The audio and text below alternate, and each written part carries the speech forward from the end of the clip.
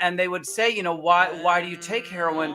And the musicians would say basically it would slow things down, it would Mhm. stop the crazy subliminal messages, Right. it would do all the things that you were saying.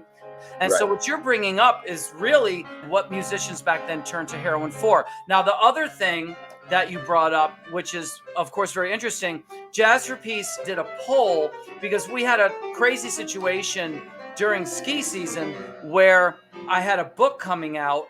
The book was somehow stopped at Amazon. It was stalled in Amazon. Right. We were stalled on social media, and somehow we got unstalled on the social medias. All of a sudden, our posts started getting visibility that they were not getting, Mhm. and phenomenal visibility now while the book was locked up at Amazon. I was basically coming back from skiing and I was like, oh my God, 150,000 today?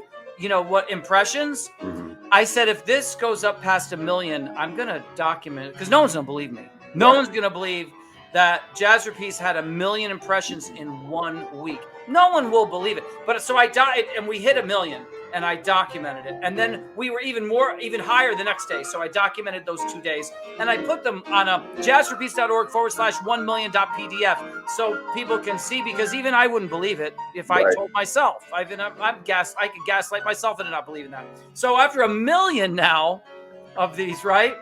We realized, if we put a poll up, what do people want with relation to war, and let them vote, a lot of people are going to see this. A lot of people are looking at our stuff. So we put a poll up that basically said, this is our proposal for the situation in the Middle East, and this is the link where you can read all the proposals, you can review it all. This is what's currently going on. And this would be what possibly could happen, which would be an escalation. And you had 3 choices. And people voted 96% in favor of the Jazz for Peace proposal. Good. So what does that tell me? That tells me that what you just said, that people want one thing and what's going on is another thing. You know what I'm saying? So that leads me to believe, well, part of the reason is because that other thing is funded at a spectacular level. I mean, you see the amounts of funds that go into, anything related to defense, wars, all that kind of stuff. But you don't see anything that goes into peace, funding peace. In fact, Right. the last person that anybody even knows who he is, and most people, he was marginalized. This guy ran for president back in 2002 or something. Dennis Kucinich. Mhm. And Dennis Kucinich, and most people don't know who he was because on those days they would let you on the debate, but they would never put the camera on you. So you just stand there all night. So he was running for president and he was on the debates with whoever, he was in the Democrats. So whoever was running against Bush, I don't know who that was, 2004, I believe. So Kucinich was on there. They wouldn't ever put the camera on him. They maybe let him talk like a couple words, But he came down to the basement of the youth hospital to a Jazz for Peace event when he was campaigning in New York City. And Right. he told me that he wanted to start a Department of Peace Mhm. in the White House. Right.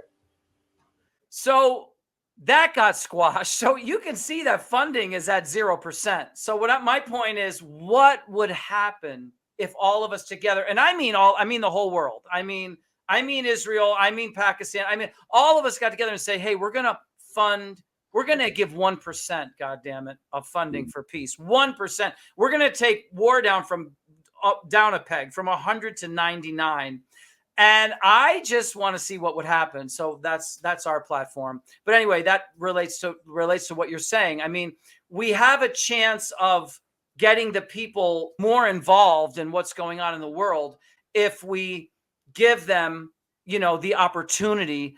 But before we can do that, each one of us as human beings has to give ourselves the best opportunity by looking at some of the techniques of Mr. Ed Harrold and these timeouts and these things that he's talking about, focusing on breath, etc., and give yourself the best chance at a perspective that is positive and healthy.